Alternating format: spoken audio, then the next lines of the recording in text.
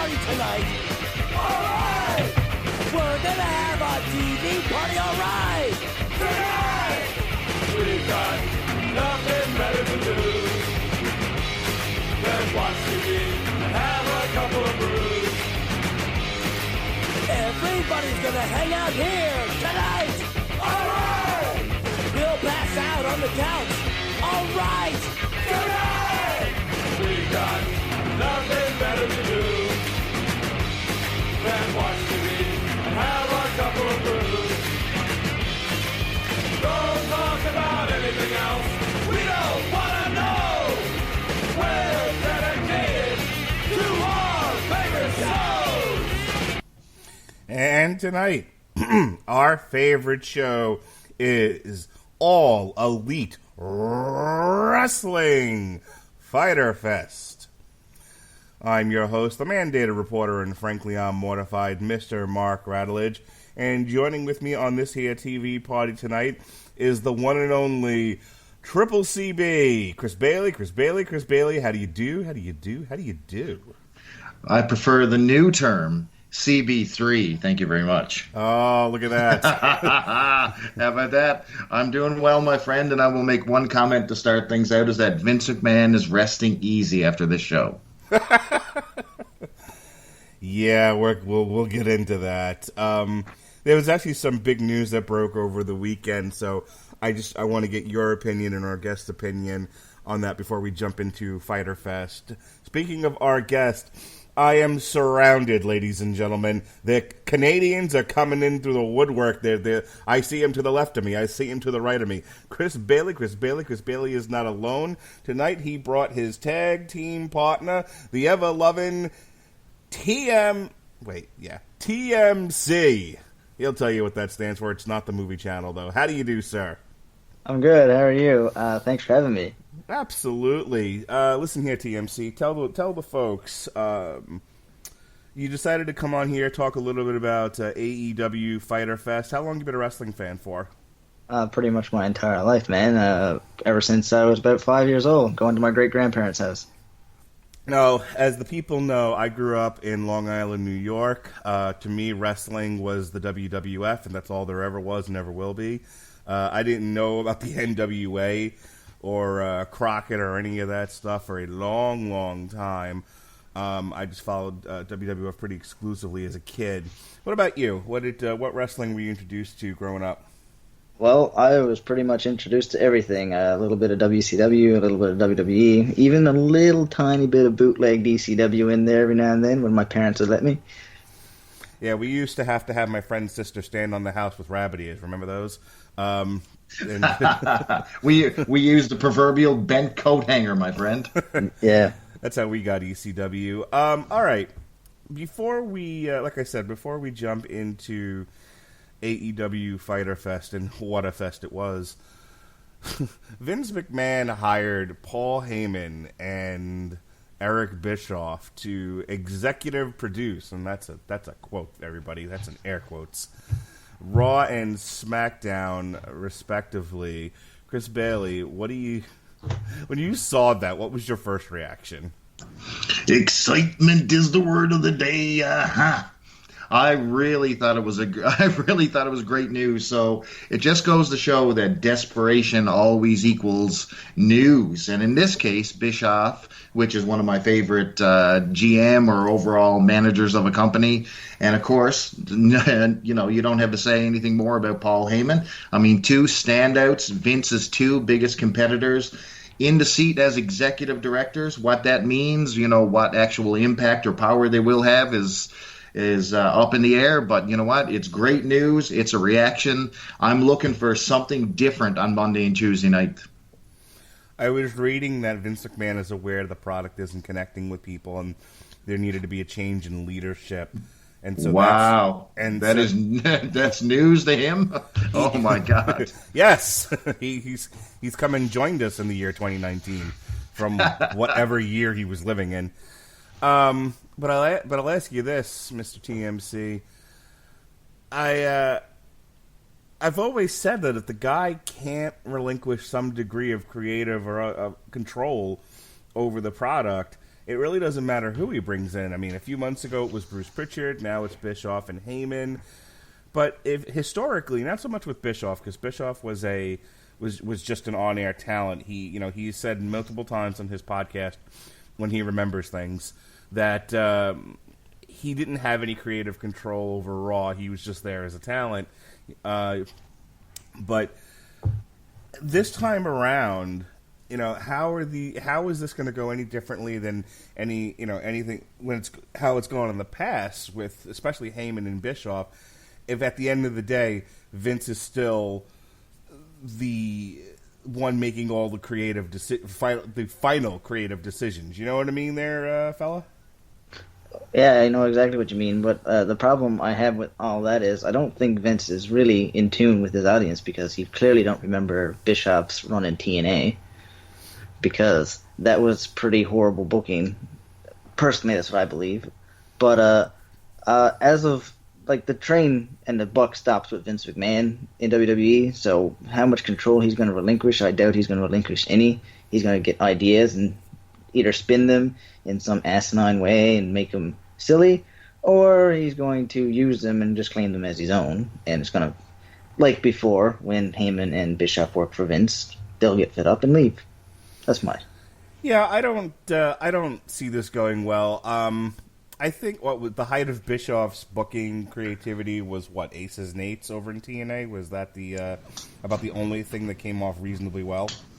Which is oddly similar to NWO, of course. Yeah, and he did the Hardy debacle thing there that was going on, the belt and all that. Was that the one where he wrestled high against Sting? Yeah, that was him. that was him. He also came out with that really purple, I don't know, belt that Hardy unveiled that time. The one they got from Hot Topic? Yeah, I remember that. Yeah, that one. All right. The one that looks like some 2000s emo kid would have on them. So have you been? I'm going to stick with you there for a second, TMC. How have you been following AEW? Did you watch All In and then Double or Nothing? And before you watch this show, is this your first experience with All Elite? And give me your overall impressions of this company so far. No, I watched All In. The trial run, I guess you would call it. I watched that, and then I watched Double or Nothing, and I did watch Fyter Festival. And I've been following Cody's career pretty much all of WWE, and I got introduced to Kenny Omega by a friend of mine, and I watched his New Japan stuff and the Young Bucks and all those, so I've been kind of dabbling back and forth, because I kind of been getting bored with the same old thing in WWE, so I kind of broadened my horizons a little bit. I started with TNA, or Impact. That was my first adventure outside of WWE since WCW. So, Chris and I reviewed Double or Nothing. In fact, a whole bunch of us got on the podcast and reviewed that. And way back, one of my other buddies on here, Patrick Mullen, and I reviewed All In. So AEW has been a mixed bag for me. I don't follow a tremendous amount of indie wrestling outside of the WWE. I gave up on TNA years ago. They were still on the Pop Network. I think, in fact, I think it was before that, the American Network or whatever the heck it was called, when they first got kicked off of Spike. I think is when I started to lose a lot of interest in the product. I've watched a little bit of New Japan, but not really. Ring of Honor, I'm kind of in and out on. I think the last time I saw a Ring of Honor show was actually WrestleMania weekend. I was at the Garden for their joint show with New Japan, and I just started to watch an episode or two of MLW Wrestling on the Fight Network. So, I'm trying to branch out of WWE, but there's only so many hours in a day, and I podcast for 23 of them, it feels like. So, right, Chris? He is telling no lies, I can guarantee you. I honestly think he's added the 25th hour to a day to fit all his podcasts in, but that's cool. And I'll sum it up this way, and we'll move on from here. AEW for me has been a mixed bag. I like that it exists. I want it to do well. I just feel like a lot of times they're telling a joke that I'm not in on. Especially when it comes to the Elite. I found this with All In, where they were doing the bit with the sparklers, which I know was a rip on WWE and their over-the-top pyro. It feels a little too inside at times. It feels like they're preaching to a very niche audience. And it's just like, I just wanted some alternative wrestling. I wanted some good wrestling. I don't want Spot Fest. More on that later. And I don't need it to be too insider. I think there's too much of that outside of the WWE. I feel like, again, and I'm specifically referring to the Ring of Honor New Japan show, that audience was so inside and so particular. I was like, oh God, there's a world outside of wrestling, folks. I swears it. So, on the other hand, I think the two reviews we did before this, we kind of landed on, look, some of the wrestling is really good. And, certainly they've got a lot of talent there. And the rest of it's, Orange Cassidy and shit like that, which, drives me up the wall. So, I'm hoping that with a few more shows, this one included, that AEW sort of finds that middle road in making a show that attracts the casual viewers that, that came in during the Attitude Era. Obviously, those people, I'm not talking about those exact people because, that was 20 years ago. But more along the lines of, people who might be casual wrestling fans today, who aren't in on the joke and aren't going to get all the insider stuff that AEW tends to drift towards. What do you think about that, TMC? I think AEW is going to have the problem with getting casual fans because, like you said, it seems like it's a inside joke to everybody. And if you didn't follow Cody when he left WWE, you're not going to be in on that joke. You're not going to be in on what the Elite are doing. I think the biggest problem they're going to have is you have maybe 4 or 5 really good wrestlers, and then you have a bunch of, I hate to say no-name indies, but that's essentially what they are. But you got to establish your talent, which is where I think they're having a little bit of a problem, because watching the main or the pre-show to the show and watching the main card, it was like night and day in from what I watched. Yeah, agreed. All right, so let's get into it. Let's talk about that pre-show. Ooh, boy. There were 3 matches on the pre-show. First one was the Best Friends, Chuck Taylor and Trent Beretta, versus 2/3 of SoCal Uncensored, Scorpio Sky and Frankie Kazarian. I miss Frankie and his long hair when he really looked like, what's-his-face from Desperado, Antonio Banderas. Back in the serotonin days. Yeah. And Private Party. It's the first time I've ever seen these guys, Isaiah Cassidy and Mark Quinn. Go to you first, Chris Bailey. I actually didn't think this was a terrible match. The last time we saw the Best Friends, I had a lot of complaints about that match. It went too long. It was too much of a joke for me. But I thought that, especially the one guy, Mark, I think it's Mark Quinn with the weird haircut and Private Party. I thought he did a lot of really cool stuff. The Best Friends are a little too jokey for me, a little too silly. But I thought overall, the 6 guys in this match put on a very entertaining match, and it was a good kickoff to a kind of a 50-50 show. What do you think? I think it started out of the gate. So this was a little bit better than what else we would see on the pre-show. Maybe this should have been probably the anchor leading into the main show, to be quite honest with you. But like you said, a lot of solid action going on there. I am not a fan of the Best Friends gimmick. I do like Chuck Taylor and Trent Beretta. The Best Friends gimmick belongs on the independent scene. It belongs in an armory. As for Private Party, I gotta say, I have seen these guys before, but this is my first real exposure to them, and I thought they were really, really good, to be quite honest with you. So, there were some stakes here. The winner had a chance to, an opportunity for a bye in the tournament. So, this is the only match on the card, or the pre-show, that actually had a point. So there were some stakes at hand. The right team won. They had some great action. I mean, we had some jumping ranas. We had a strong zero. There's all kinds of combinations. There was, I mean, just all kinds of stuff. Kazarian actually he looked possessed. It was the first time I've seen him in a long time since TNA where he's really, really, putting his moves back together. One complaint about this match, though, was the ending when they had the Dark Order on the screen. Oh, boy, that just did not work. Just did not work for me. It looked, to say indie-rific, I can't even say it, but, Anyway, overall, this was the best match on the pre-show. There's still lots of complaints in there. I mean, some of the action is a little too flip-de-dingle and googly-woogly for me, but overall, there was something at stake. I appreciated it. I got through it.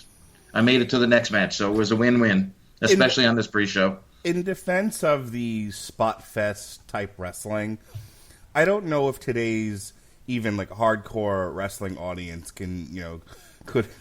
I was actually talking to a friend of mine about this at a kid's birthday party today. Gone are the days of George Hackenschmidt and Bruno Sammartino, when men were men and the sheep were afraid. It's just not there anymore. That good wrestling is 106 super kicks. More on that later, and a lot of flippity doos, and it's high paced. Very athletic, very gymnastic. It's the kind of stuff that gives Jim Cornette fits.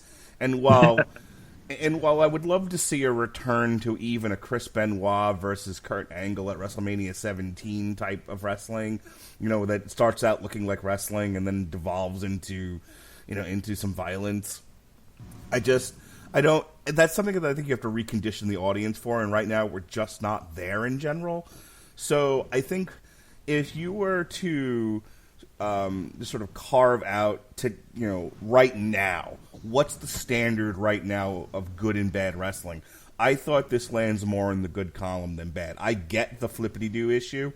I don't love it, but I think it is reflective of what is considered by the average audience member good wrestling. What do you say, TMC? If you're going on comparisons to good wrestling, I think the last AEW pay-per-view would be a good example. It was Cody versus Dustin. Great storytelling, served a purpose, set up further stories. It seems like AEW relies on a lot of like over-the-top gimmickry. It's kind of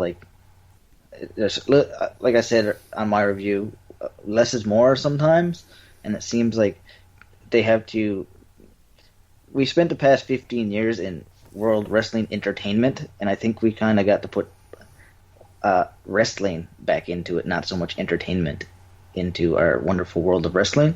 And it seems like we're more on the entertainment side still, so we need to tone it down a little bit and have a little bit less flips and spots and a little bit more storytelling in our industry, I think. So keep in mind, this is a company who was boasting that they were going to bring sports, the actual term sports, back to pro wrestling. So if you're going on that adage, I guarantee you they did nothing to show that here in the pre-show. No. So the flips and all the flip-de-dingles that they did in this particular match, I think actually watered down some of the stuff we would see later on with the Young Bucks. So when is too much enough? I think we saw it in this show. Too much flip-de-dingle. It belongs, it belongs on a show like this. AEW gives something for everybody, but it's just too much, man. Like, what do you remember about this match? Honestly, if you sat back now, who can tell me outside of the finish any combination of moves that were done in this match? It's meaningless. I actually had to pull it up earlier to just follow through on what happened. So yeah, I don't really remember what happened. So this one didn't stay with you then. For you, this was a little too much too soon. Too many flippity doos. Just too much of what Jim Cornette would call a gymnastics routine. Well, my problem is, if you have a pre-show and you have this match, and then you have two pretty awful matches following it, that first match kind of just means nothing. That's fair. You think different placement on for this match, like on the main card, maybe somewhere between the girls' triple threat and the four-way might have been better placed? I think maybe, like at least this match had some like ramification. It actually had something to build on. One of these teams are going into a buy-in for tag team championships, and you put it on the pre-show. It's kind of like what WWE does with its United States Championship. It kind of means nothing if you're just gonna, we'll just open the show with this, whatever. That's a fair point. So then we went back to this thing with the librarians. They did this on Double or Nothing. So I had to look up. I didn't remember who Leva Bates was. I knew Leva Bates as Blue Pants. Yep, Blue Pants, that's her, yep. Who got over in NXT, which I love. I actually adore NXT. It's probably my favorite wrestling right now in modern wrestling today. You know, it gives me all of what I need and more for the most part. We reviewed their last show, and I gave it pretty good marks. I think my major complaints about that were essentially it was a lot too much of the too many false finishes, too many kicking out knee of strikes, finishers. I believe. Yeah, yes, that's the knee strikes. Yes, Yeah. knee strike-a-palooza. I educated myself and listened to your last two podcasts, so Oh, look at this guy. Okay, I'm doing my homework. Outstanding, and let me go ahead and first say I'm sorry. But so yeah, I had to go back and remember who and wiki who Leva Bates is, and she was like I said, she was Blue Pants. I have no idea what a Peter Avalon is. Apparently, he's also a librarian, and this is a classic example of what's wrong with AEW, in my opinion. AEW needs a producer who isn't in love with AEW, who's just going to be neutral and know when to fucking edit. Holy cow. Yes, I agree. Yeah, I don't know what an Ally is. She seems like a pretty girl. I don't know. I don't know. Back in NXT, Leva Bates could wrestle. I'm not sure what happened here. This was a car crash, and it was 8 minutes and 50 seconds. It was probably about 3 minutes too long. Maybe even 8 minutes and 50 seconds too long. Might have could have been should have struck from the damn card. I think you needed an Awesome Kong come out and squash both of them. Yeah, that would have made better sense. But this thing, you can I'm okay with it being on the pre-show because it was so bad. But again, this is just it was one of those where again I'm sitting there. And I'm watching this, and I'm like, come on, guys. Not all of us here are such, like, hardcore indie marks that we know all of what's going on here or are even interested. So, like, I very much had let's move on with it sort of blasting in my head. You know what I mean, Chris Bailey? I hear you, brother. So, interesting that, we're looking at this match the way we're looking at it, a total disaster. But, when it comes to Ally comes from TNA or Impact Wrestling. Basically, AEW can't even use her gimmick, which is basically the dumb blonde. In Impact, they did everything with her from demon possession to hardcore warrior to dumb blonde. So, I mean, here she comes down with a stripped-down character. She has no personality or anything because they're not allowed to use her gimmick, so she's just Ally. And she's taken on the librarian. And their gimmick is what? Shh. Like, seriously. Yeah. I mean, after about an hour and a half of that, it got a little old. It was really long. It was tone deaf. Like you said, Mark. Edit for fuck's sake, edit. But this is another example of a match. Do you remember anything that happened in it outside of someone literally throwing the book at them, which is pretty that's pretty much representative. That's pretty much the only thing that's memorable about that entire match. Now, I'm actually going to defend something here. So, okay. One of the things that I do say about it is that the librarians are a gimmick. You know what? I remembered that these people were actually on the show. So, you know what? I'll give that the only conceivable positive that I can see out of anything to do with this match. So, did Leva Bates sleep with someone's husband or something? What did she do to lose this match? I don't understand. They pushed her in one of the opening segments of Double or Nothing. They pushed her again here. I didn't know who Ally was, so without any prior knowledge, I just thought they were... So years ago, I went to go see an NXT taping, and Billy Kay and what's the other one's name? in the Iconics? Peyton Royce. Peyton Royce. I honestly thought they were the same person for a while. It was it was before they were all gimmicked up as the Iconics, when they were first showing up in NXT tapings. One came out with a flower gimmick, and the other one was also Australian. And I remember thinking The other Australian. Yeah. And I remember thinking to myself, I can't tell these two apart. I don't understand what's happening. They just seem like, I mean, it was NXT. They could be finding themselves. It's fine. That's what it's there for. But I got that feeling with Allie too when she walked out. Like, I don't know who you are or what you're doing. You're just some chick in tights, and you have a very pretty smile. Why isn't Leva Bates? Why isn't the librarian who they keep pushing and they are spending, 19 hours with, beating you? And instead, like, again, she literally got the blue pants beaten off of her, and I'm like, did she fucking offend somebody backstage? What happened here? Someone tell me. I think the problem is where she came from Impact, she has somewhat of a name to her, and Leva Bates is pretty much an unknown, except for Blue Pants, and that's pretty much what anybody remembers her as. So you're taking a pretty much established star like Allie without her gimmick, and you're putting her in a spot where she's got to put over other people, but you would think you would have holy crap, I can't even get her name right now. You would think you would have her go over rather than Allie, but that's like giving Barry Horowitz the Goldberg entrance. Come on, remember Barry Horowitz, or am I dating myself here? You might be dating yourself a little bit. Oh no, Barry Horowitz. I'm giving myself a self backslap right here as we speak. Okay, somebody remembers. So Barry, hey man. How about the Brooklyn Brawler? You know that one? I know the Brooklyn Brawler. Yeah. So, except for the little bit that when they established Lombardo as the Brooklyn Brawler, he was a jobber, and he got a jobber entrance. Another good one, when they had that pack of guys that, that Jim Cornette had run in. Yeah, Job Squad, you had, who was it? Was it Bob Holly, Al Snow, Gilbert? Yeah. There's another. Scorpio. Yeah, Scorpio. Yeah, Scorpio.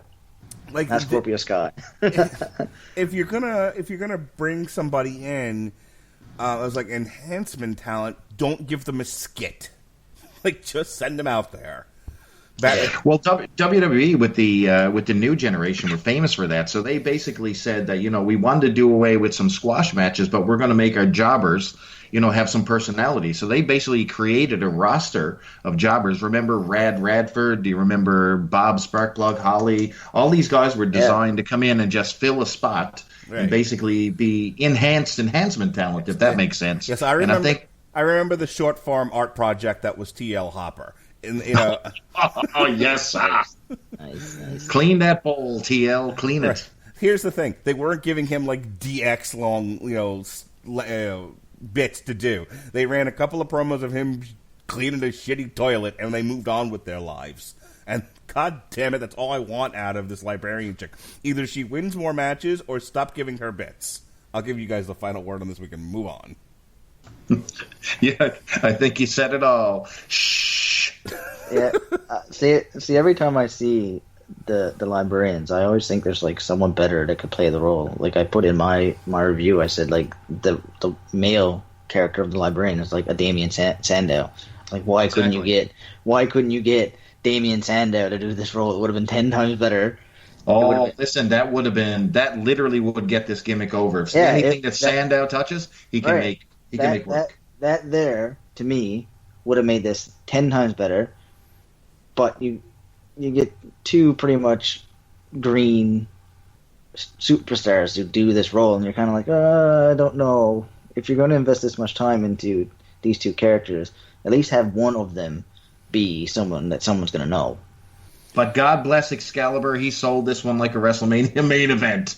Speaking of that, I am glad, unbelievably glad, it was 3 of them, but predominantly it was Jim Ross and Excalibur doing commentating on this event, because Double or Nothing, I think the only major problem I had with that entire event was the commentating. Yeah, they need to lose the third. They need to just make it a 2-man booth with Jim Ross and Excalibur and leave it at that. Or Maro, what's his name? Ronaldo from NXT. His contract expires, I think, in September. Maybe have him come over. I have a friend of mine who podcasts with me who absolutely hates Mauro Ranallo. That's funny. So Michael Nakazawa like his gimmick. Likes to spread himself some baby oil, and I don't know what an Alex. And I don't know. Go ahead. He's the CEO of CEO.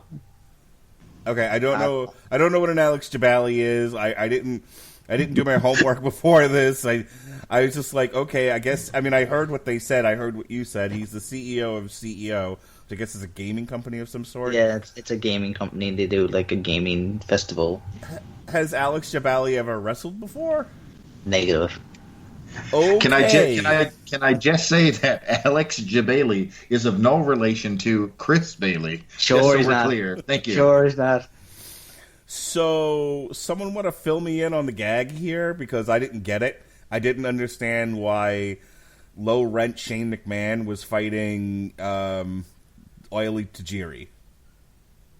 From my understanding, that match is because Jabali beat Nakazawa in some form of a video game. That's how that entire match started. You know, it would have been cool had they showed the video of that. Yeah, at least it would have gave some context to the match. The only thing that would have remotely gave any context to that was when they beat Nakazawa with a joystick. So think about what this match is, guys. We had I was trying to fix myself a little snack here during this one, and I turn around and there's someone trying to be drowned in a kiddie pool. There's someone being hit with an inflatable flamingo. I mean, Yep. I did not know what I was looking at here. All I know that Alex Jabali does not belong in a wrestling ring ever again. Christ No, almighty. The I 90s agree. called Al Snow wants his gimmick match back. Well, that's the thing. That's what I think I said in my review. I was like, this is like textbook crap WWE booking. Yeah. No, this took it to the next level. This incorporated a man thong. I agree. Well, it's like the worst version of a Mandible Claw ever. They just needed all they needed was a ball pit. That was what this was missing, and it would have been, and this really would have been, you know, the hardcore title from the Attitude Era.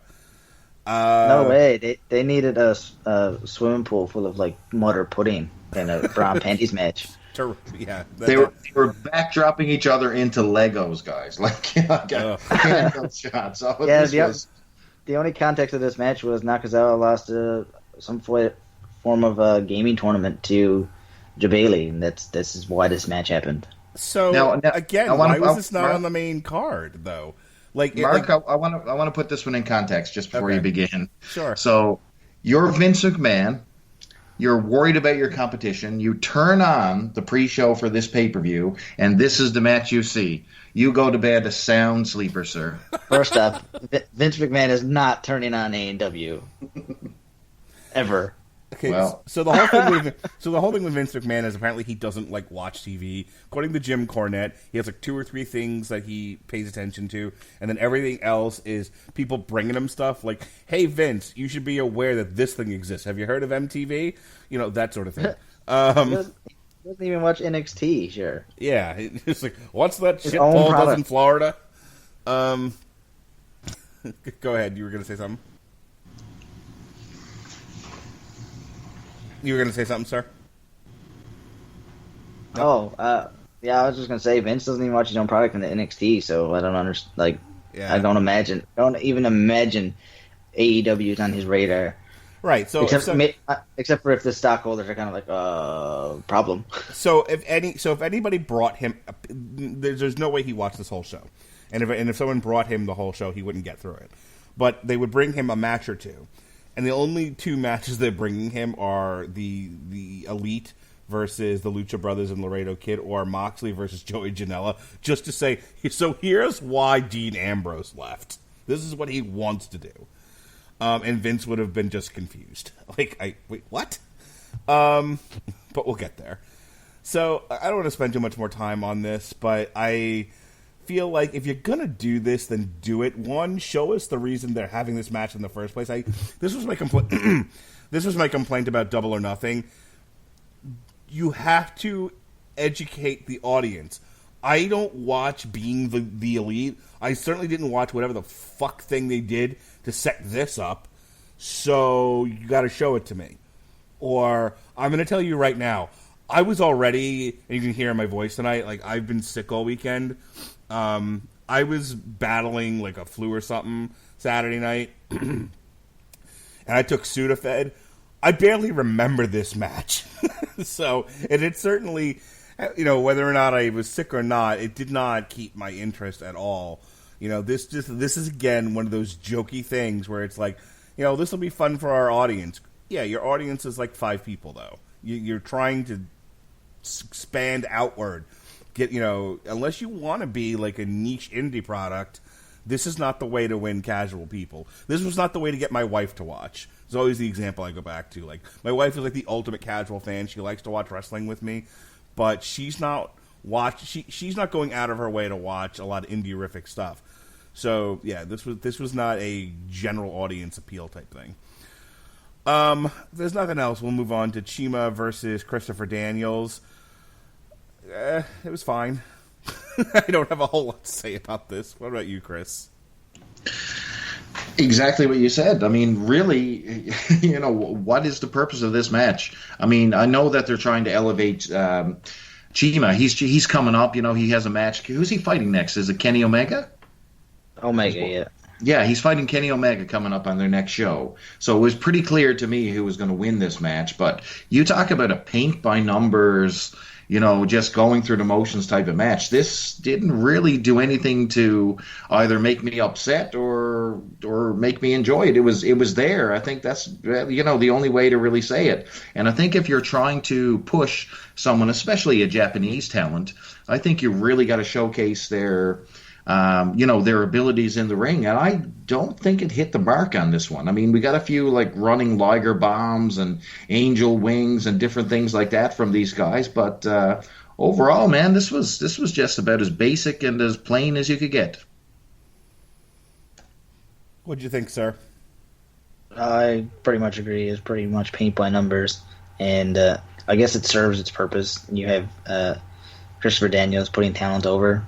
That's pretty much the gist of this match. And you have Chima's his own indie promotion that he's trying to promote too. So if you're going to have any one of them win, it would be him. This probably should have been on the pre-show. I think I might have swapped this one for Nakazawa and Jabali, or the Best Friends match. I don't know. This just seemed like a blah nothing match for me. The triple threat involving the 2 women, Riho, Yuka Sakazaki, and Nyla Rose. Did you say 2 women, Mark? Hey. We discussed this yesterday. I'm going to be good. I will be okay. I will be good. I'm not going to lie, man. I love this match. This was probably my favorite match of the night, believe it or not.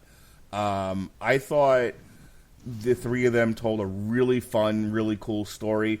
I had sort of visions of, and this isn't a comment on Nyla Rose so much as it is just the story they told, the psychology of the match. I was getting visions of like Andre the Giant in like handicap matches, that sort of thing.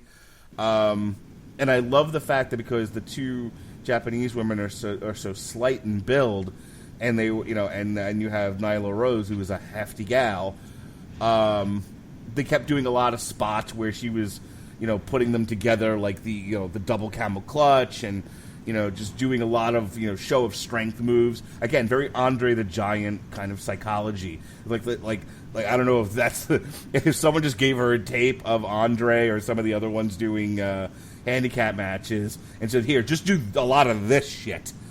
But I thought this was very well done. I thought this was a big improvement over the 4-way from Double or Nothing. Absolutely. I thought this made Nyla Rose. I thought this did a better job of making Nyla Rose look like a threat.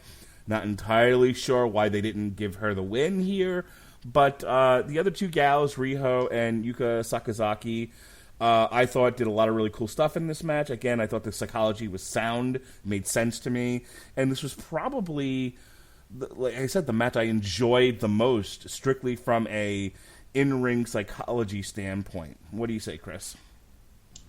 Yeah, so you know what? This match gets a lot of what can I say? So basically, it was a good portion of this match was a slop fest. There was a lot of moves that were botched. There was a lot of stuff that was, a lot of light within the moves and all that stuff. And you know what? I didn't care. I love the spectacle. I love Nyla Rose beating down these two poor Japanese ladies. First thing about just the look of the match. I mean, the size difference. Nyla Rose is, in real life, not a huge lady in comparison when you compare her to like someone like Awesome Kong. However, when you got Riho and Yuka, I mean, she is a monster compared to these two. I mean, Riho and Yuka look like they are from like I don't know, an anime we shouldn't be watching or something. You know what I mean? Seeing the freak show that it was, I mean, her just tossing these two girls around and the inventive spots and, all these hope spots where she's destroying these girls and they're kicking out left and right. It was a spectacle. I forgave them completely for all the botch moves. I think with a little bit more work and polish, Nyla Rose is going to be a megastar. And you know what? Like you, Mark, I really enjoyed this match, man. It was one of the most entertaining matches on the show. Was it perfect? Not even close, but it was a fun slop fest. Her wiki says she's the first openly transgender woman to sign with a major American professional wrestling promotion.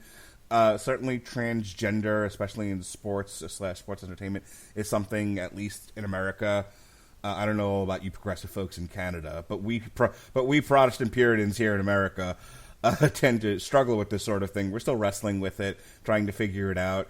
I kind of wish they'd do more with it, and I don't mean gimmickry. I mean, like, let's do some interviews with this woman. Let's get to know her a bit. Let's have her talk about that. Let's have her educate people. I think that would be a very transgender positive, forward positive thinking. That could really help define and identify this company. Now, some people, there might be a counter argument to that, but for me, it's, you have an opportunity here. It doesn't necessarily always have to be about that, but they've done nothing, and I think they should do something. What do you think, Chris? TMC?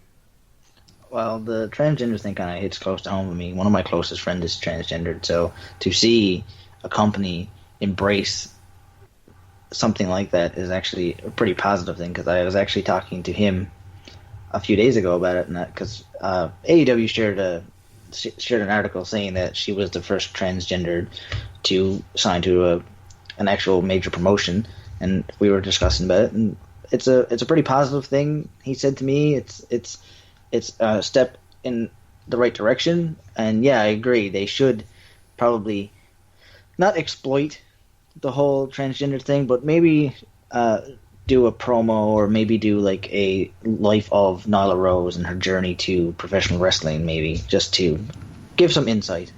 I guarantee you WWE would be all over this. You know what I mean? This would be a network special. This would be, a highlight video package. They would use that and sell that like crazy. So I think it's a positive as well.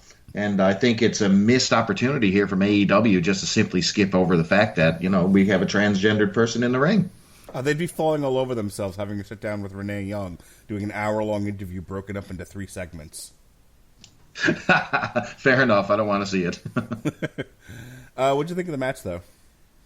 The match, I thought it was good. That it was sort of point. The only problem I have with it is I don't think the 2 Japanese wrestlers are actually officially signed with AEW, so you have them go over on your actual AEW superstar.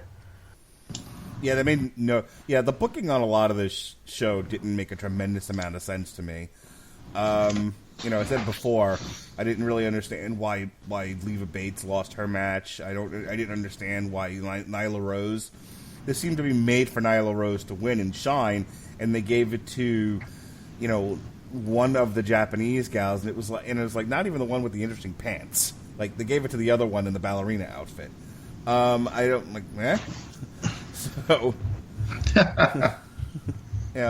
don't get it, but I guess we will see if this means anything or not. Let's call them growing pains. Yeah.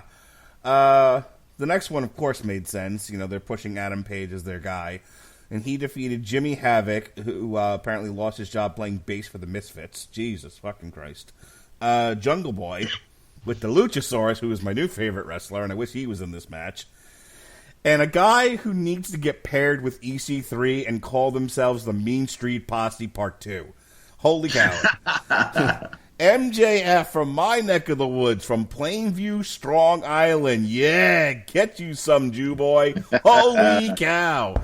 MJF. I need MJF, Matt Taven, and EC3 to form the worst heel shit stable you've seen in wrestling in quite some time. I need this. Let's get Matt Taven from Ring of Honor, MJF, and EC3 together, and have them run roughshod over the WWE. That's what I want to see. Good call, sir. This was fine. This was, these guys are all pretty talented. Thankfully, no one got their head stapled or anything like that. They all have good looks to them. It was a fun match, and I want to see more of Adam Page and MJF. They need to have, once Adam Page has a belt, the MJF and Adam Page need to have a long, storied, multi-match, gimmicked feud. What do you think, Chris? Yeah, I think you're right. One thing about this match, MJF, I'm telling you right now, this is like the Miz done right. He's sharp, he's edgy. The guy can bump in the ring. I really do like this kid. I got to say, he out of the talent that you see that are AEW originals, and I know he's been elsewhere prior to this, but this guy has a tremendous amount of heat with only 2 shows in. His entire gimmick. He's razor sharp on that mic, man. This guy cuts up, and he went old school ECW with his slams on the mic. I gotta say, so really, really pleased with him. Hangman Page, this is the guy that they're setting up for one of the co-main events for the next upcoming pay-per-views. And you know what? He actually got lost in the shuffle on this one, man. He was the 4th guy. If I'm thinking about who stood out in this match, he's the last one. I'm telling you right now, think about the people who were in this match. We had Jungle Boy, who was bumping his ass off and who was hitting moves like crazy left and right. MJF was there, and Havoc. These guys were putting on a clinic, and Page was sort of there, which is sort of weird. I don't know what you guys thought. What do you think? Is it just me, or is Hangman Page just like an afterthought? I'll defer to you, TMC. Well, I believe me and you had this conversation yesterday, Chris, about my feelings about Hangman Page.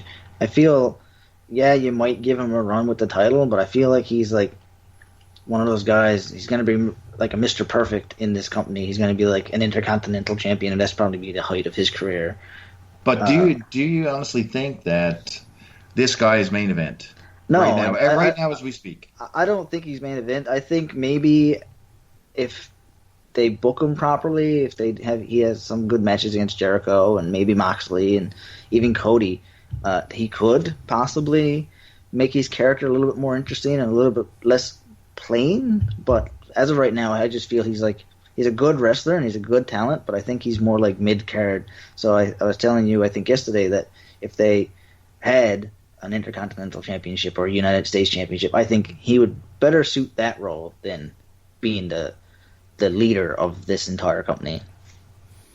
Yeah, he may call himself Hangman Page, but I don't really get. He's just a guy, and he has, I think, some good looks to him. And he's certainly a good wrestler, but there's not much else there. He's in his 40s too, isn't he? He's like 42 or 43 or something. Is he really? Wow. I think so. I'll have to check, but I'm pretty sure he's up there in age. Hey. What? You're old, man. Don't go making fun of the 40-year-old man babies, please. You're old, man. I can't help that. You know what? It's funny. Adam Page was one of the guys that stood out to me during All In, and I said at the time, I was like, this guy should sign with the WWE. Now, I get why I get why a lot of people right now don't want to sign with the WWE. They're like, well, sure, I could get paid and buy my mom a house, but I'll want to kill myself by the end of the year. And I'm like, I get it. And so here he stays. I just think Adam Page needs to find something else to really separate him and elevate him from the rest of the, if he's going to get that role, right? If they're going to put him, if they're going to say you are the guy, you are the flag bearer for AEW, then he needs to find a little something more to spice up his act, because right now, you're right. I think you hit the nail on the head there, TMC. I think he's the champion mid-card worker. He's the Shawn Michaels of the early 90s. He's the, I see Bret Hart. He's the Mr. Perfect. He's the Rick Rude in the WWE. He's that guy who's like your best mid-card guy, but he doesn't quite have it to put him, to sell tickets at the top of the card. And I think potentially he could be. He just hasn't, I don't know what he needs to do to get him to pull in that casual crowd, because right now I don't think there's a lot of interest there. He was a great enforcer type character in the Bullet Club, so the whole faction thing pretty well masked his weaknesses. But he's on full display here now as a singles, so it's interesting to see how plain Jane this guy actually comes across. But the talent is there. I think the hype machine needs to get behind him quickly. Yeah, Arn Anderson was never going to be Ric Flair, and if he doesn't want to be Arn Anderson, he better find his inner Flair soon. Speaking of inner Flair, go ahead. I have to correct myself. It was actually Jimmy Havoc who's the older one out of that match. He's actually 36. Paige is 27. Thanks to Wikipedia. So this next one, and I thought this was hilarious because I actually just watched the episode of The Wrestlers that Darby Allin was on. This poor bastard. Cody with his wife Brandy Rhodes versus Darby Allin in a time limit draw. And let's just cut right to it. We have spent a lot of time talking about these matches. No matter what happened with this match, and it's such a shame, was just outshined, and I don't know if outshine's the right word, but what's his face? The Ty Dillinger, Sean Spears. Sean Spears came in, wrapped a gimmicked quote-unquote chair over Cody's head, and next thing you know, Cody had a hole in his head, and he was lying in a pool of blood. And on the wrong side, might I add. Yeah, on the wrong side. And everyone, like, I was telling my wife about this. I'm like, did he fucking gig himself with a railroad spike to make that happen? Jesus Christ! What, 10 staples in his head or something? But yeah, he bladed himself on the wrong side of the head where the chair hit him. So, kind of gives away the work, right? Yeah, I saw that and I was like. Because they showed the replay a bunch of times, and here's the thing, and we talked about this with Double or Nothing. There's some production stuff that AEW just needs to figure out. Someone used the term growing pains earlier. Hey, dummies. If you're going to do something like that, don't keep showing it over and over and over again, to the point where me, who's in a Sudafed haze, even saw that, hey, wait a minute. When he bladed. He had to have bladed. Because I don't know if anyone else has ever had a puncture wound, but those things bleed pretty instantaneously. And he was on that canvas for a good minute before there was any bleeding going on. I think Dustin and Cody need to go see the doctor. I think they have a blood disorder or something. They bleed a lot. Oh, crap. Boy. Listen, there is a reason why Cody Rhodes dyed his hair blonde. It's an old Dusty Rhodes trick. So it makes it look worse, yeah. It absolutely does. So you can get like a thimble of juice from that cut, and it looks like you're bleeding profusely, Ric Flair style. I don't know, man. I've seen Dustin Rhodes' head, so... Yeah. That's not a little bleeding. That's a whole like cheese grater. That's a cheese grater across your forehead. Yeah, it looks like New Jack taking care of that boy back in the day. I don't know if someone's got like one of those like bullet food processors over there, but does Cody just fucking throw aspirin and beer into that thing and make himself a cocktail? Has to get that flow of blood. But yeah, What the shame of it all is that Cody and Darby Allin had a fairly interesting match, but then this whole shit with the chair happens, and that's all anyone talks about. I gave it match of the night. Well, it was a tie for me. Yeah, I thought it was a good match, and it's a shame they ruined it with which was clearly a gimmick. I was talking to my wife about this. I said, when Spears hit him with the chair and he went down. And then the locker room cleared out. I'm like, oh, for Christ's sake. You send the EMTs out. You don't send out MJ fucking F. They're their best friends, man. Who gives a shit? If you're trying this, so you guys remember this when the episode of Raw? It was literally the entire episode where the New Age Outlaws pushed fucking poor Mick Foley and Terry Funk off the stage in a dumpster? And spent the entire time we've got updates from the reason why that all worked very well is because they made it look believable until the very end where they shit all over it, where with fucking Mankind and Terry Funk running down the ramp with IVs in their arm and shit. And oh damn it, you got me this time, yeah, sons of bitches. Yeah, I keep seeing the reference to the Royal Rumble match between The Rock and Mankind with the 500 chair shots.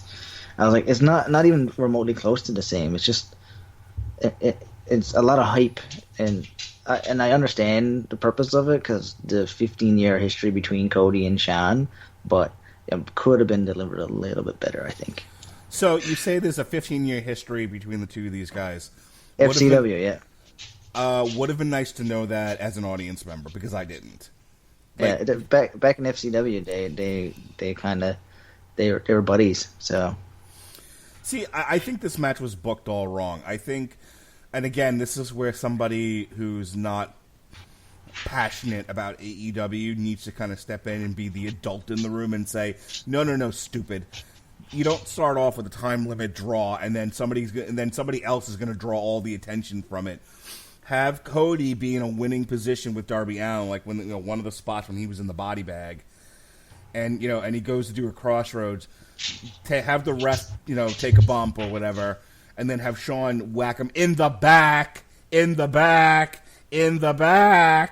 with the chair, not over the head, and then have Darby Allin win that way. And it's damn it, Spears, you cost Cody the match. Why even have the chair, though? Why didn't you just have him come out and do his finisher, quote-unquote finisher, and then have him just... It would serve the same purpose. You didn't really need the chair. Well, there's a good reason he didn't come in and do his finish, because Ty Dillinger, Shawn Spears, does not have a finisher, so it would be basically him lying on his back. Didn't they call it tiebreaker, that neck breaker thingy that he does? He's a jobber, is what I'm trying to say. He spent more time on his back than finishing anybody. Yeah. This is like Paul Roma showing up for the Four Horsemen. Nobody cares. This is Shawn Spears. They didn't even allude to that he was formerly Ty Dillinger. He didn't have the same gimmick. He wasn't throwing up the 10 just for the sake of doing it. He did it at Double or Nothing. He could have been anybody. Let's be honest here. But they did the 10 and flipped the bird afterwards. Okay, fair enough. I missed that. The other thing was they did an unprotected chair shot, which they've been talking about for years. How big of a disaster this is. Cody didn't put his hands up. It connected. The internet went crazy. Twitter went abuzz. Wade Keller, blew his load in his pants. All this stuff. It was Tony Khan's press conference. Yeah, there you go. So, it was a big deal, but guess what? It was a big deal because they're trying to do stuff different, radically different, and we'll see more of that in the main event here. So they're going for shock value. So they brought Shawn Spears, so they had their what's he doing here moment, which is, which is what they're going for, and I'm sure we'll see a lot more of that on their main show in October, but here's the problem. They have two of those back-to-back what's you doing here moments. You had Moxley at Double or Nothing, now you have Shawn Spears, who was introduced at Double or Nothing. I was saying, he was in the Battle Royal, wasn't he? Yeah, it'd be a little bit more interesting if it had to be some other person being introduced, but he's here, so... Here's my problem. Yeah, but... Unless next month they're booking Cody versus that chair, this all got lost... Oh, come on, guys, that was funny. No, not you, Alexa. At least something thought it was funny. God damn it. But that's the thing, though. They booked that all wrong, and they could have given some backstory about the history between Cody and Ty, Shawn Dillinger. But that's what you have Jim Ross for. See, again, it was too much focus on the fact that Cody had a hole in his head, and not enough on Shawn hitting him with the chair. I was gonna say, wasn't there some jokes made about MRIs and CT scans and all that during commentating? That was it. That was all the comment. It was. I had no idea, and that's why I kind of like to do these reviews, because you're getting this. You're getting sort of the casual. Even though I'm a lifetime wrestling fan and I'm paying more attention to it than the casual viewer would now, you're getting more of a casual view from my point of view, because again, I don't know the backstories on a lot of these guys. I'm kind of going into all of this cold purposefully. I don't want to know that much. The two of them go back to FCW about 15 years ago, because Cody got called up main roster, and Todd kind of just sat in developmental for, what was it, like 12 years or something, Chris? Where he belongs. much hate for Mr. Sean Spears. So just to wrap this up, we can move this on. Poor Darby Allin got. I don't think the ending to this match did anybody any favors. Poor Darby Allin got lost in the mix. I don't know if they're going to continue to use him or not, if this was like the old Rob Van Dam one-shot deal. But this poor guy who has this 20-minute match with Cody, first of all, to Cody Rhodes, dear sir, not every match has to be Flair Steamboat, okay? Calm the fuck down. So you can do a 10 to 15-minute match here, every once in a while. Jesus Christ. So there's that. Darby Allin, I feel like, got lost in the mix. This did nothing for him, because then he got promptly forgotten about. This didn't really do anything for Cody, because now he's the sort of the poster boy for everything that's wrong in wrestling, right? This was unnecessary. You just had blood on your last show. Well, he's essentially Triple H now. He is the CEO, president guy that keeps going over in his own matches. Right. And again, it's like too much of the same thing gets redundant and boring. I don't need to see a bloodbath at every show. If you do that, you're going to lose me. You're going to lose a lot of people who blood is a special thing when it happens. It shouldn't. Jesus Christ, the UFC is real and it doesn't always have blood. Yeah. Apparently, Tony Khan in his interview said this is only pay-per-view things. Blood is only going to be a pay-per-view thing. During live TV, it's not going to happen. It needs to not happen on the next show. And then it didn't. This is going to happen on the next show. You got Cody and Dustin taking on the Young Bucks? Yeah, the Young Bucks. Yeah. And then of course, and then it didn't really do anything for Shawn Spears, because now all everyone is focusing on is the chair shot, not him. Yeah. So I say you're going to have Shawn versus Cody at probably All Out, if I was a betting person. And that's fine, but it's about the journey, not the destination. And I feel like you'll have blood. It's going to be a non-sanctioned match between. It's going to be a bloody brick road. It's going to be a blood. All right, so I mean, Chris, I'll give you the last word on this. Do you hear what I'm saying, though? Like they could have gotten to the same point they got to a whole lot better than the way they did it, which I think kind of sums up my opinion of AEW. It's like you guys have some good ideas, your execution is ass at times.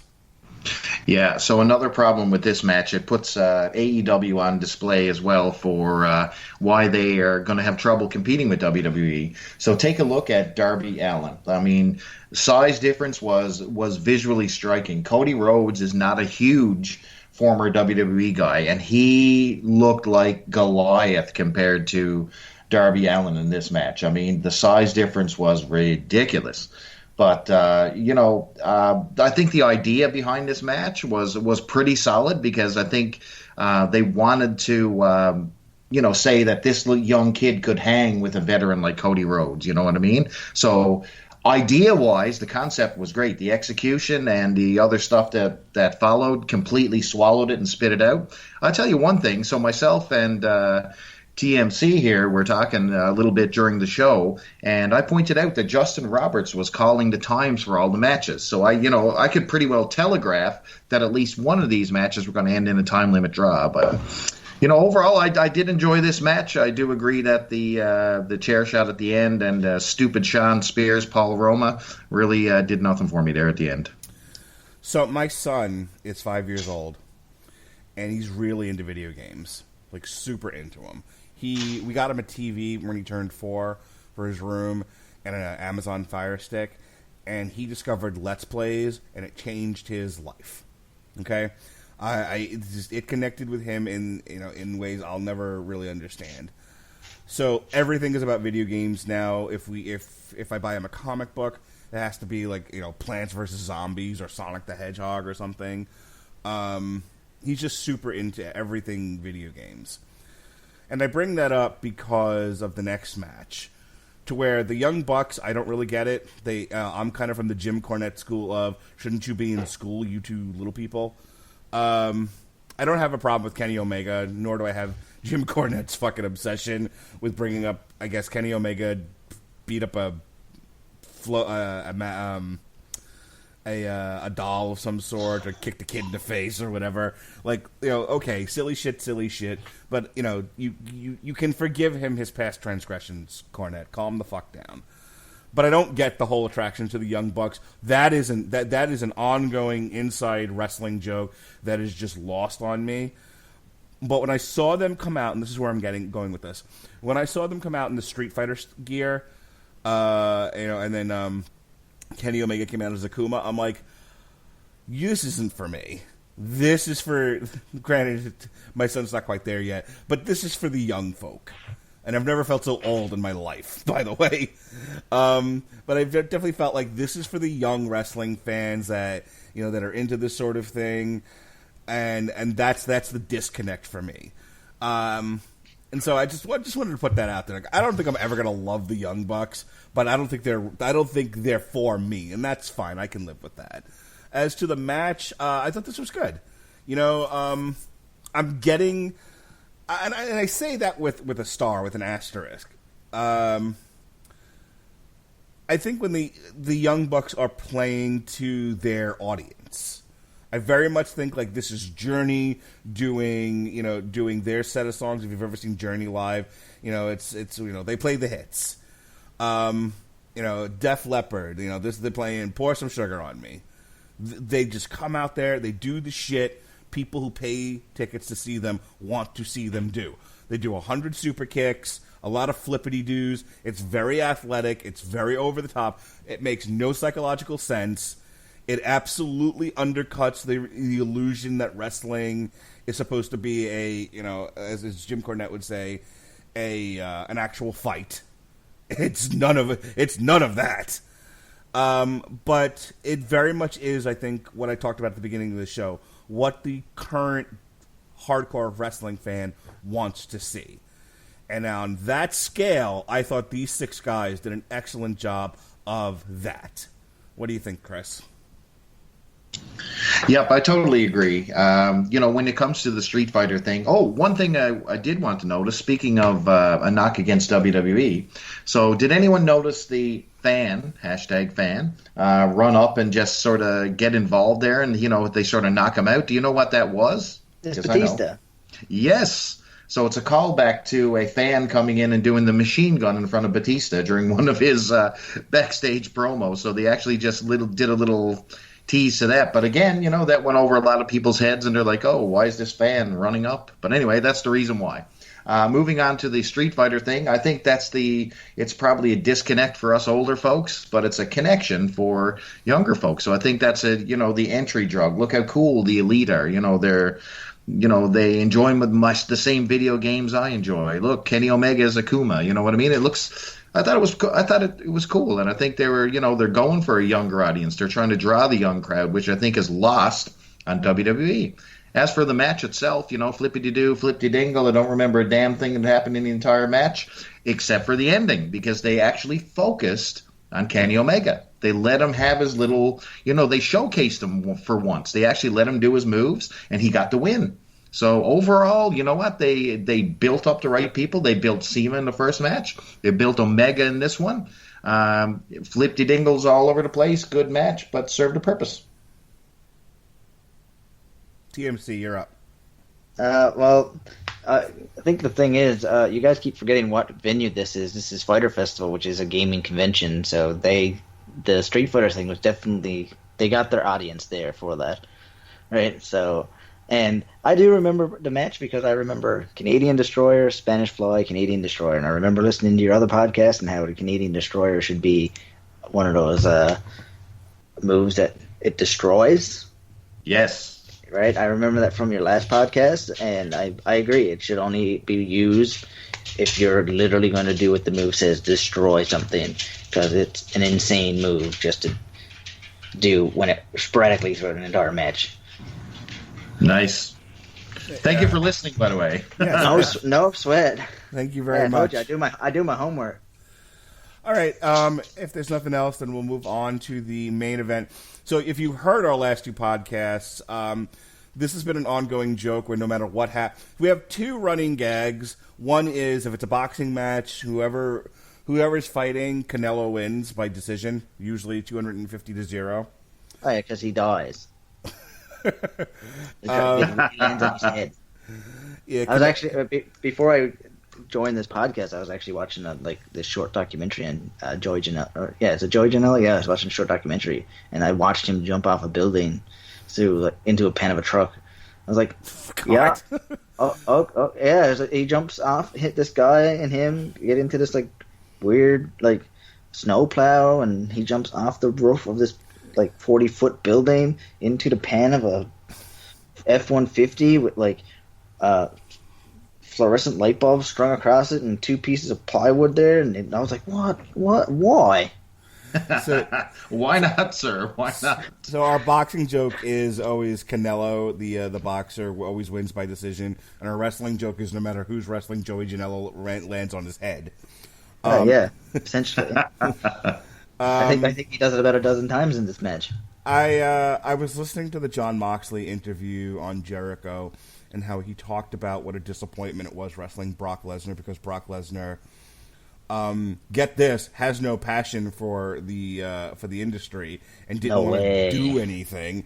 Shock of all shocks. And I'm a huge Brock Lesnar fan, but I mean, come on. Is Brock Lesnar officially Canadian now? He lives in Saskatchewan. Canada, TMC. He lives in Saskatchewan all the time. So, but and Jon Moxley was like, I was prepared to die in that match. I wanted to do so much. Fast forward, he finally. This must have been his dream. I'm not going to completely shit all over this. I just think they made such a huge deal out of this is a non-sanctioned match. It wasn't an official match of AEW, apparently. Yeah, they made a big honking deal out of that, and I was like, if you're gonna do that, then literally turn the lights off. Make it a different presentation than what we saw, and maybe that's hard to do if you're trying to, put this out on TV. But I don't know. I just feel like if you tell me this isn't a sanctioned match, then this thing should have been in a parking lot somewhere, not in the middle of a ring with with entrance music and shit. You have to commit to the gimmick. It should have been a brawl out in the parking lot somewhere. I agree. If it was unsanctioned, right? I mean, they don't do that anywhere else. This is an unsanctioned boxing match, and so fucking. I think that's just called a bar fight, isn't it? Exactly. They don't have Deontay Wilder just deck somebody out in the fucking at the bar or anything. It's super silly to me. But the actual match itself, I mean, I have been highly critical of Joey Janela. I think, he should hit the gym every once in a while. I thought he looked better than he did at All In. I was really making fun of him, and he looked really soft. What was your comment about his gear, Chris? Chris made a comment about his wrestling gear. What did I say? I said multiple things about Joey Janela. His gear, man. He looks like an 80s jobber, man. This guy just I can't understand, why they would send this guy out in the main event of the the company show. This is a signature event, and it wasn't a main event. It was an unsanctioned match, not licensed by AEW. Well, maybe you're right. Maybe okay. Well, this is an unsanctioned ring gear he was wearing, and it sucked. He should try pants that fit. My God, I was gonna say, didn't they hire two seamstress to help with this whole thing? I mean, who is it had the baggy pants on? There were a couple of pay-per-views ago. Who was that? I know what you're talking about. I remember because we talked about that. Come on, why don't your pants fit right? was that on a WWE show or AEW? Which one was that? Who had the saggy pants? Could have been either one of them. Yeah, I don't remember anymore. No, generally speaking, the guys in WWE, their shit's right. So I'm going to guess it was AEW, but yeah. When in doubt, blame AEW. Oh, I know what it was. I recall. It was Velveteen Dream from the last. Oh, that's NXT right. show. Oh, that's right. Pants on. Yeah, his seamstress was doing cocaine or some shit that day because his crotch was all down around his knees. And then Joey Janela is kind of the same thing. Like, he had a very square crotch looking. Like, I'm like his pants don't look right, but who cares? I'm too tired. I just want this to end already.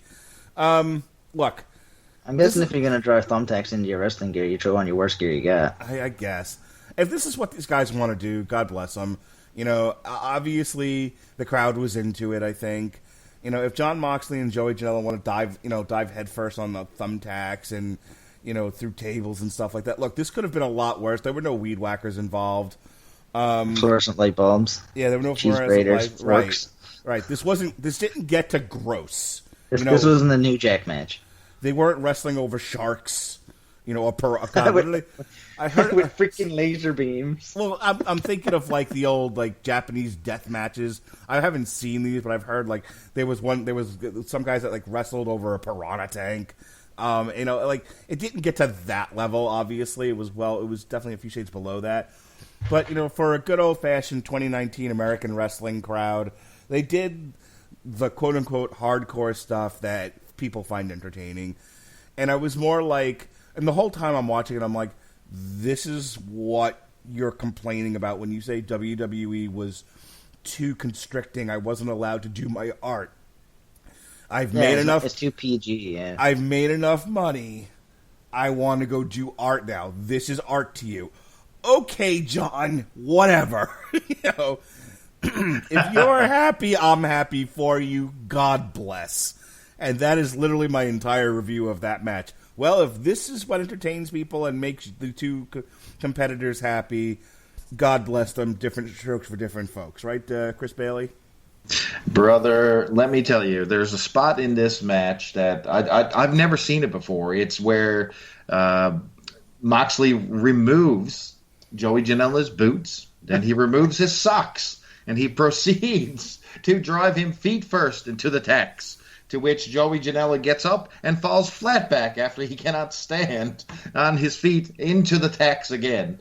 I agree with you. So this guy left a $1 million job at the WWE to roll around with an independent wrestler in tacks on a free show on YouTube or Fight TV or wherever the blue hell you happened to watch this.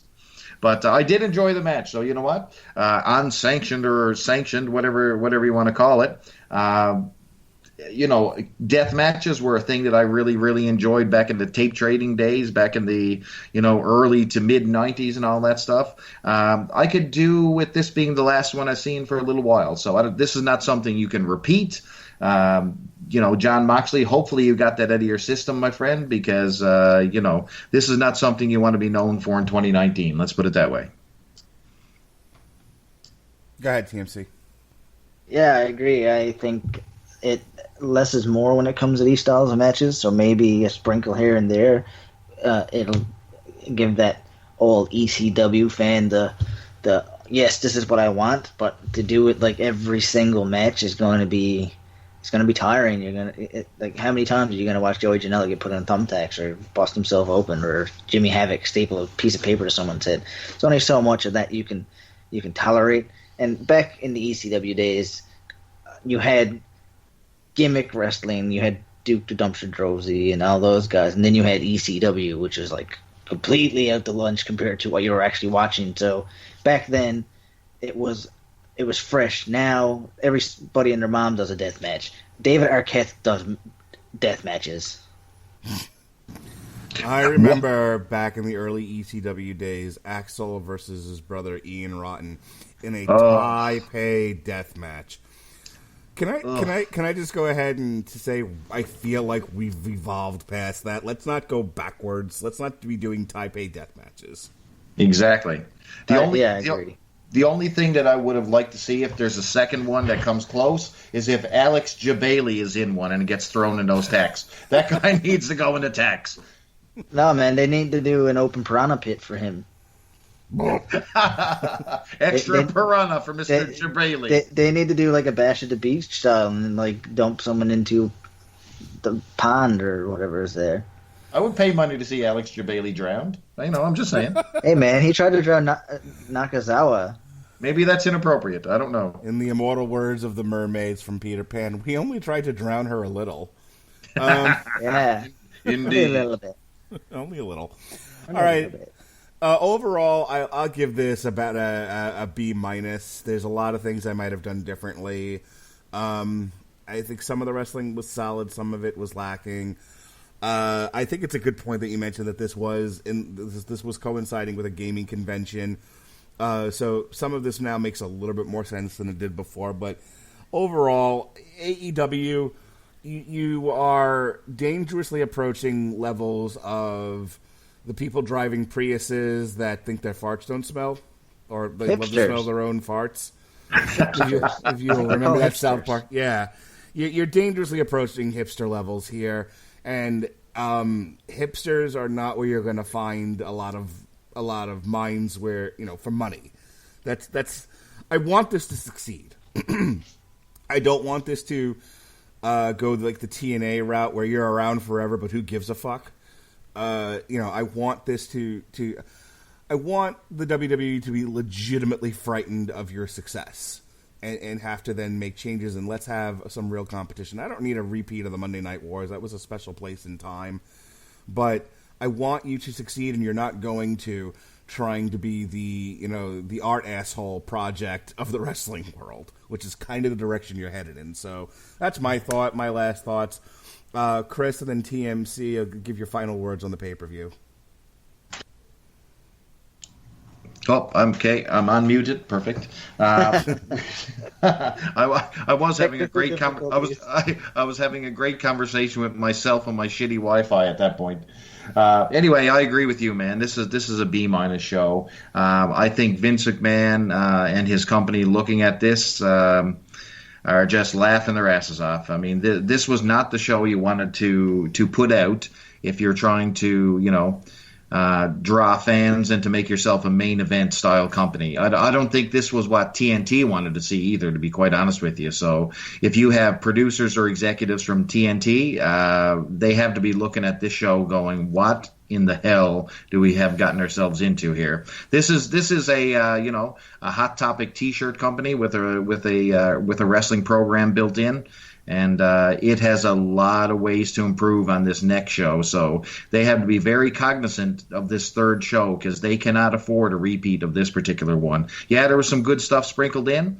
The pre-show was a complete horrific disaster. And again, the last 3 matches on the show were good.